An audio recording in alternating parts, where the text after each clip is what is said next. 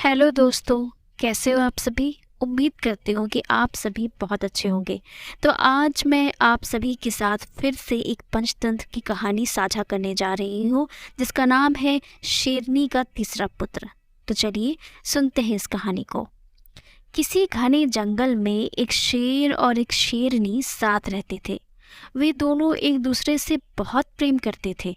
हर दिन दोनों साथ में ही शिकार करने जाते और शिकार को मारकर साथ में बराबर बराबर खाते।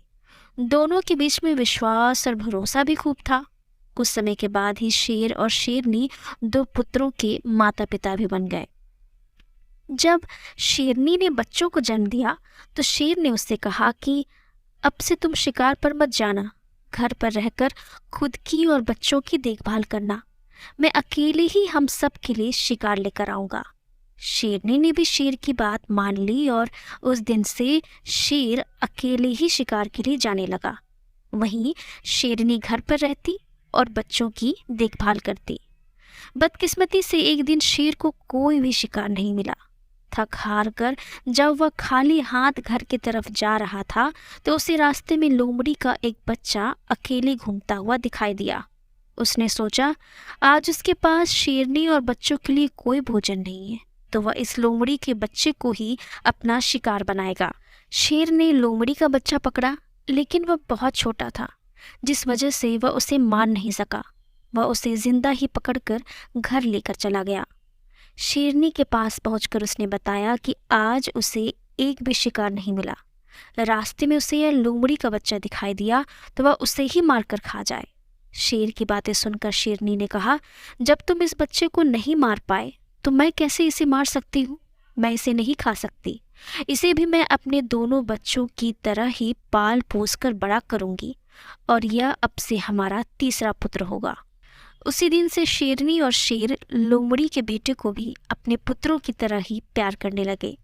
वह भी शेर के परिवार के साथ बहुत खुश था। उन्हीं के साथ खेलता कूदता और बड़ा होने लगा।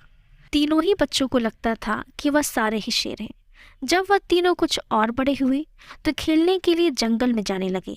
एक दिन उन्होंने वहां पर एक हाथी को देखा। शेर के दोनों बच्चे उस हाथी के पीछे शिकार के लिए लग गए।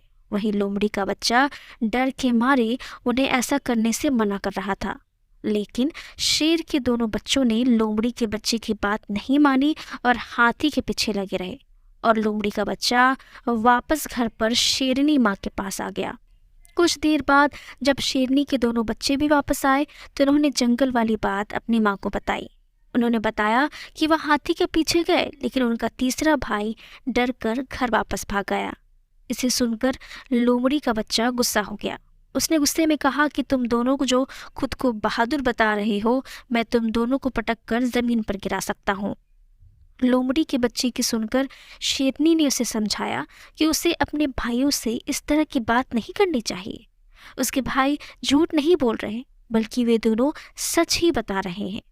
शेरनी की बात भी लोमड़ी के बच्चों को अच्छी नहीं लगी। गुस्से में उसने कहा, क्या आपको भी लगता है कि मैं डरपोक हूँ और हाथी को देखकर डर गया था। लोमड़ी के बच्चे की इस बात को सुनकर शेरनी उसे अकेले में ले गई और उसे उसके लोमड़ी होने का सच बताया।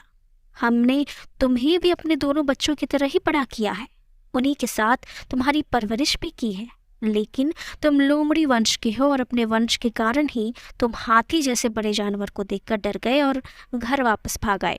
वही तुम्हें दोनों भाई शेर के वंश के हैं, जिस वजह से वह हाथी का शिकार करने के लिए उसके पीछे भाग गए। शेरनी ने आगे कहा कि अभी तक तुम्हारे दोनों भाइयों को तुम्हारे लोमड़ी होने की बात पता नहीं है। जिस दिन उन्हें यह पता चलेगा वह तुम्हारा भी शिकार कर सकते हैं, इसलिए अच्छा होगा कि तुम यहाँ से जल्द ही भाग जाओ और अपनी जान बचा लो। शेरनी से अपने बारे में सच सुनकर लोमड़ी का बच्चा डर गया और मौका मिलते ही वह रात में वहां से छिपकर भाग गया। तो दोस्तों, इस कहानी से हमें क्या सीख मिलती है।